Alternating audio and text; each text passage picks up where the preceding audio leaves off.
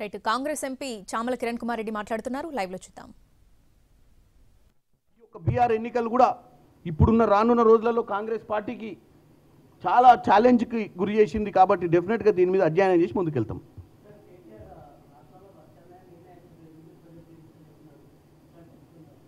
అరే నేను అదే అంటున్నా, ఆయన ఆనందం అంత ఏంటంటే ఇప్పుడు మొన్నటిదాకా 3వ ప్లేస్ వచ్చింది, ఇప్పుడు 2వ ప్లేస్ వచ్చింది, నేను బీజేపీ వస్తుంది అనుకున్నా కానీ ఎందుకంటే బీఆర్ఎస్ 0 వచ్చినాయి పార్లమెంట్లో, తర్వాత కంటోన్మెంట్లో 3వ స్థానం వచ్చింది. దాంతో ఏమనుకున్నారు అంటే ఇక బీఆర్ఎస్ లేదు ఇడ బీజేపీ ఉందని అనుకుంటూ నిన్నటిదాకా కేటీఆర్ సడన్గా కేటీఆర్కి ఆనందం ఏదైనా అమ్మ మన జాగా మనకి ఇచ్చి 2వ ప్లేస్ వచ్చింది, బ్రహ్మాండమైన పొజిషన్ ఉందనే కాడికి వచ్చింది. అలా అందుకే తట్టుకోలేక బయటకు వచ్చి తొందరగా చెప్తాం ఈ విషయం, లేకపోతే ప్రజలు మర్చిపోతారేమో మళ్ళీ అని చెప్పి ఇమీడియట్గా వచ్చి ప్రెస్ మీట్ పెట్టి అబ్బా బ్రహ్మాండం థ్యాంక్ యూ వెరీ మచ్, మా స్థానం మాకు చూపించారు, మాది 2వ స్థానం ఇచ్చినందుకు మీ కృతజ్ఞతలు అని తెలియజేసి.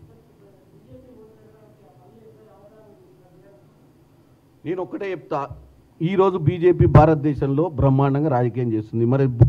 మరి మనందరికీ డౌట్ రావాలి కదా, వాళ్ళకున్నటువంటి ఆర్ఎస్ఎస్ ఎటుపోయింది, వాళ్ళకున్నటువంటి బూత్ మేనేజ్మెంట్ ఎటుపోయింది, మరి ఆ బూత్ మేనేజ్మెంట్లో పోయి వాళ్ళకి వేయాల్సినటువంటి హిందుత్వ ఓట్లు ఎటుపోయినాయి, మరి వీళ్ళందరినీ పోలరైజ్ చేసి ఇవాళ 60,000 ఓట్లు కిషన్ రెడ్డి గారికి వేసిర్రు. మరి ఎటుపోయినాయి 60,000 ఓట్లు? ఆ 60,000 ఓట్లను మరి అప్పుడు వీళ్ళు అవయదానం చేసి ఇప్పుడు రిటర్న్ ఏమన్నా థ్యాంక్స్ గివింగ్ ఏమైనా చేసిరేమన్నా నాకు కూడా డౌట్ వస్తుంది. ఎందుకంటే ఎట్టి పరిస్థితుల్లో కాంగ్రెస్ పార్టీని అధికారంలోకి రావద్దని చెప్పి బీఆర్ఎస్ పార్టీ 2024 ఎన్నికలల్లో మొత్తం 8 సీట్లు వాళ్ళకి ఇచ్చేసి గుండుసున్నా తీసుకొని ఇంట్లో కూర్చుర్రు. ఇప్పుడు ఏదో లోపల పోయి చెప్పినట్టు ఎట్టి పరిస్థితులు ఇక్కడ మమ్మల్ని గెలిపియని, కానీ పప్పులు ఉడకలేదు.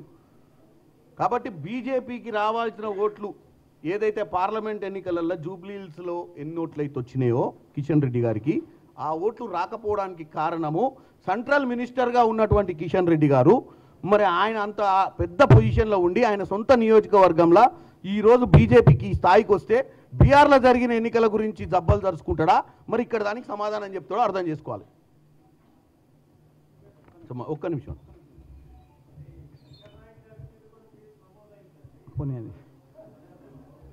ముందుగా అందరికి నమస్కారం. నేను మా జూబ్లీహిల్స్ ఎన్నికల్లో మా ఎంపీ గారు చెప్పినట్టు నేను కూడా 7 బూత్లకు నేను కూడా ఇన్ఛార్జ్గా ఉన్నా.